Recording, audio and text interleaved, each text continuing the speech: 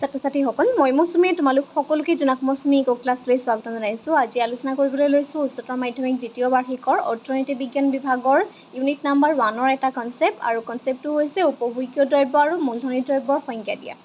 এতিয়া উপভোগ্য দ্ৰব্য আৰু মূলধনী দ্ৰব্যৰ কেতিয়াবা তোমালোকক সংজ্ঞা দিবলৈ আহিব পাৰে, কেতিয়াবা তাৰ এটা উদাহৰণ লিখিবলৈ আহিব পাৰে আৰু লগতে উপভোগ্য দ্ৰব্য আৰু মূলধনী দ্ৰব্যৰ মাজত পাৰ্থক্য কি আছে এই সম্পৰ্কেও আহিব পাৰে।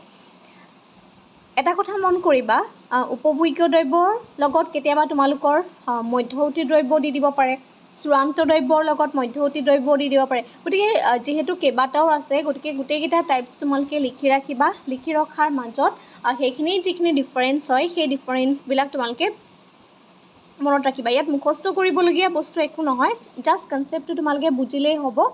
নহ'লে যদি কনচেপ্টটো বুজি নোপোৱা তেতিয়া অভাৰলেপিং হোৱা চান্স থাকে, ঠিক আছে। লগতে যদি তোমালোকে সম্পূৰ্ণ কোৰ্চত আমাৰ লগত জড়িত হ'ব বিচাৰিছা, স্ক্ৰীনত যোনটো হোৱাটছআপ নাম্বাৰ দিয়া আছে তাত তোমালোকে কণ্টেক্ট কৰিব পাৰিবা আৰু হায়াৰ ছেকেণ্ডেৰী ছেকেণ্ড ইয়েৰ ইকনমিক্সৰ সম্পূৰ্ণ কোৰ্চটো আমাৰ লগত ল'ব পাৰিবা। ছাবস্ক্ৰিপশ্যন ফিজ একেবাৰে মিনিমাম হয়, তোমালোকে কমপ্লিট গোটেই বছৰটোৰ কাৰণে যোনটো ছাবস্ক্ৰিপশ্যন ফিজ আছে অনলি 350 ৰুপিজ হয় আৰু এবাৰেই পে'মেণ্ট কৰিব লাগে, ঠিক আছে। এতিয়া আহিছোঁ আমি উপভোগ্য দ্ৰব্য আৰু মূলধনী দ্ৰব্যৰ সংজ্ঞালৈ। প্ৰথমতে চাওঁ আহা আমি উপভোগ্য দ্ৰব্য বুলিলে কি বুজোঁ, ঠিক আছে। এতিয়া উপভোগ্য দ্ৰব্যৰ সংজ্ঞা দিয়া যে মানুহে প্ৰত্যক্ষভাৱে অভাৱ পূৰণ কৰিবলৈ যিবোৰ দ্ৰব্য ব্যৱহাৰ কৰে সেই দ্ৰব্যবিলাকক উপভোগ্য দ্ৰব্য বা ভোগ দ্ৰব্য বুলি কোৱা হয়।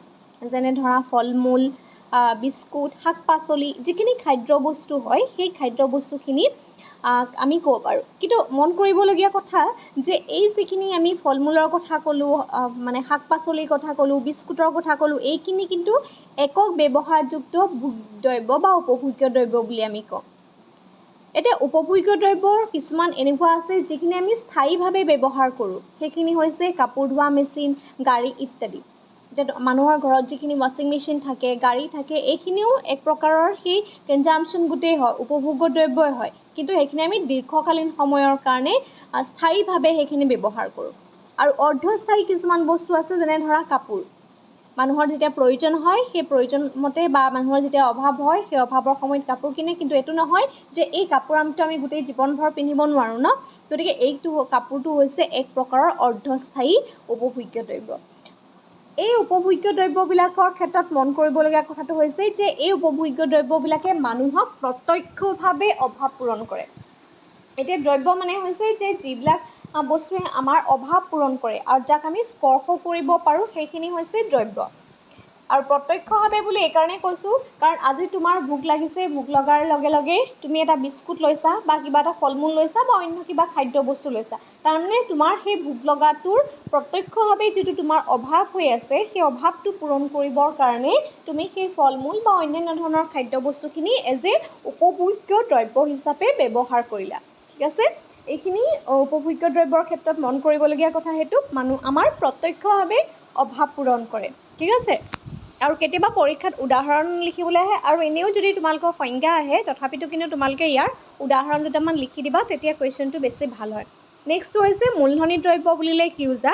মূলধনী দ্ৰব্য অন্যান্য ধৰণৰ দ্ৰব্য আৰু সেৱা উৎপাদনৰ কাৰণে ব্যৱহাৰ কৰা হয়, অৰ্থাৎ বজাৰত বিক্ৰী কৰিবলৈ উৎপাদন কৰা দ্ৰব্য আৰু সেৱাসমূহৰ উৎপাদনৰ কাৰণে যিবোৰ দ্ৰব্য ব্যৱহাৰ কৰা হয় সেই দ্ৰব্যবিলাকক মূলধনী দ্ৰব্য বুলি কোৱা হয়, যেনে ধৰণ যন্ত্ৰ পাতি, আচবাব ইত্যাদি, ঠিক আছে।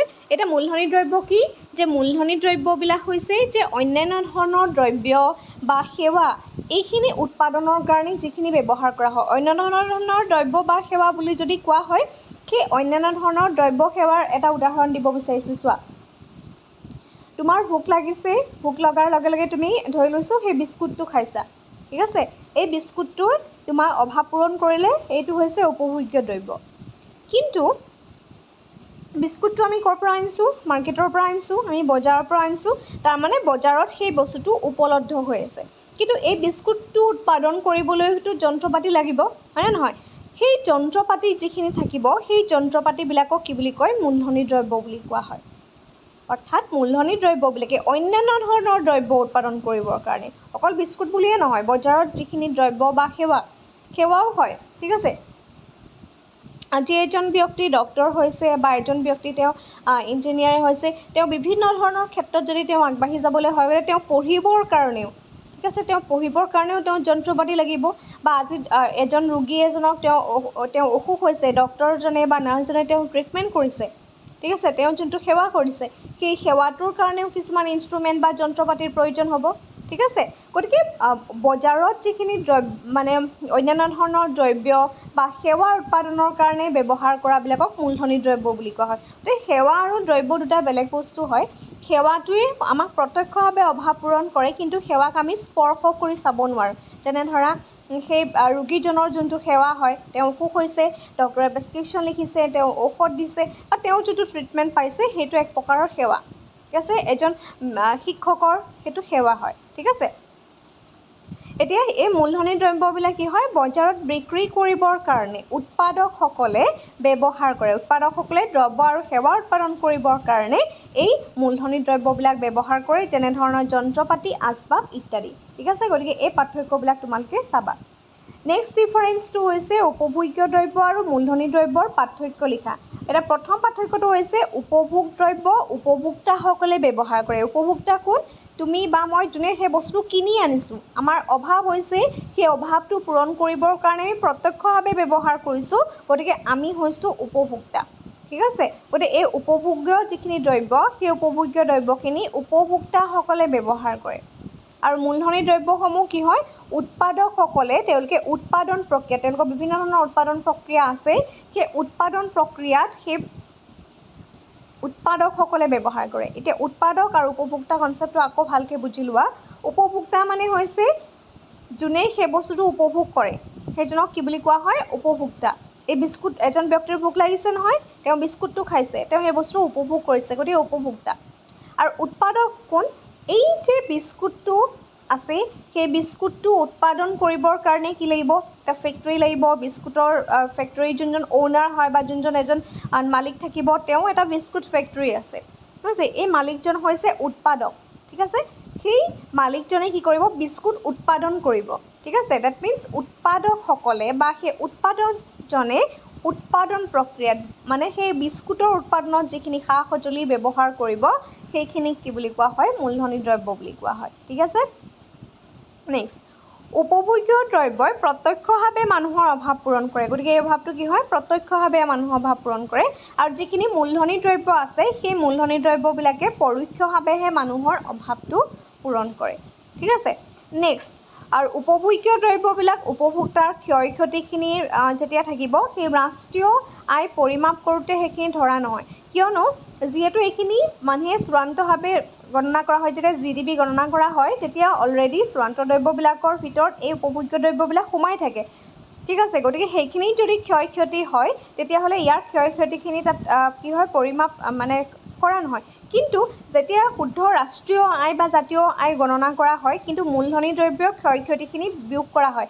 কাৰণ চোৱা, এই মূলধনী দ্ৰব্যবিলাক সাধাৰণতে কোনে ব্যৱহাৰ কৰে, কল কাৰখানা, বিভিন্ন ধৰণৰ সেই ফেক্টৰী ইণ্ডাষ্ট্ৰীবিলাকত ব্যৱহাৰ কৰে। তাত বিভিন্ন ধৰণৰ যন্ত্ৰ পাতি থাকে, আৰু সময়ে সময়ে সেই যন্ত্ৰ পাতিবিলাকৰ ক্ষয় ক্ষতি হোৱাটো এটা স্বাভাৱিক কথা, ঠিক আছে।